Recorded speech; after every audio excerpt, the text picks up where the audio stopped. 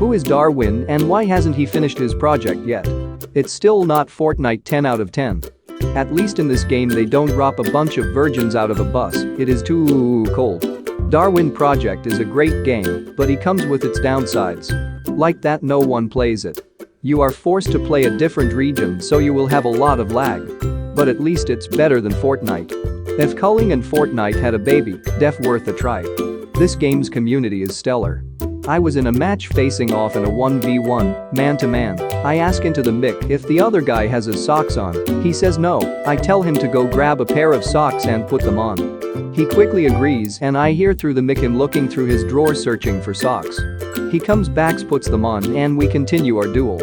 I lose of course because the combat in this game is hard, but 10 out of 10 would wait for socks again. My first game is inmate. I hear a creepy voice say hello. I proceed to freak out. Creepy voice says, "You look cold, have some heat." I get warm up buff.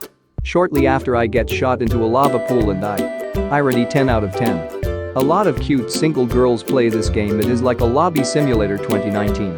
I just assumed every Canadian prison was like this. If you are a streamer, get this game. If you aren't a streamer, get this game. If you like beating people across the map with shovels, get this game. If you like being the show director and acting like a powerups lunatic like Vaz from Far Cry 3, get this game. This game is a fun time and a half. 10 out of 10 would cut the do not remove tag off my pillow and be sent to a Canadian prison, then deliver moose milk lats to fellow prisoners in a snow-filled Ewok village. If you like being a buy-up and running away every fight and hiding in the trees that let you see out of but not into, then this game is for you. Devs don't listen to community and continue to be artsy soy boys who think they know what they're doing. I hope they prove me wrong in time. Simply put, Darwin Project is an incredible battle royale game with huge potential to become a phenomenal game, but there is one huge factor that will always hold it from reaching that level. The biggest problem in this game is also its most unique selling point, the director. Basically, the director is a god that controls when zones close, where power-ups spawn, etc. He can also directly affect the players and give them health, shields and other buffs. Sounds like a great idea, right? Well, currently it is a terrible few idea. Since literally anyone can become the director, you have all these dumbasses teaming with players, giving them shields mid-fight, informing them about other players' locations, and spawning electronics right next to them. All this while they can also bully people they don't like, closing zones or trapping people into nukes or putting a manhunt on you, so everyone in the goddamn game can't see you. Of course there are the good directors that help the underdogs and make the game interesting for everyone, but since over 50% of all the directors are Russian kids under the age of 10 that just want to go on a huge power trip and team with any fellow Russian player they can see.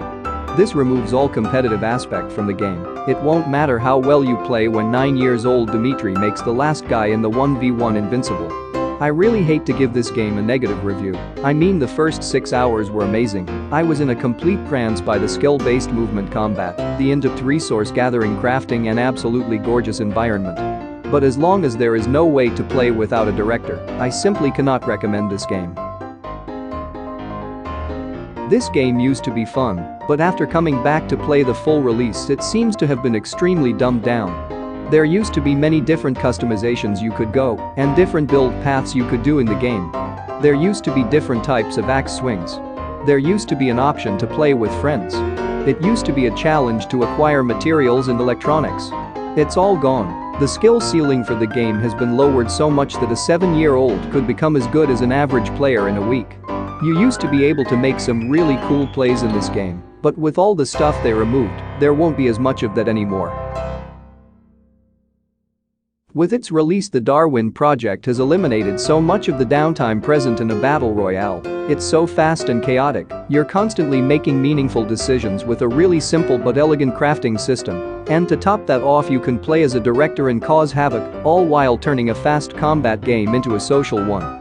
The new systems will be a bit of a shock to a lot of the old guard, and there'll probably be a fair bit of balancing adjustments needed as time goes by and metas get formed, but the game now created is just built to be fun with some crazy movement tech and great streaming features. This is the best this game has ever been, and I'm saying this as someone who spent the last 2 years adoring it. I could not recommend this enough.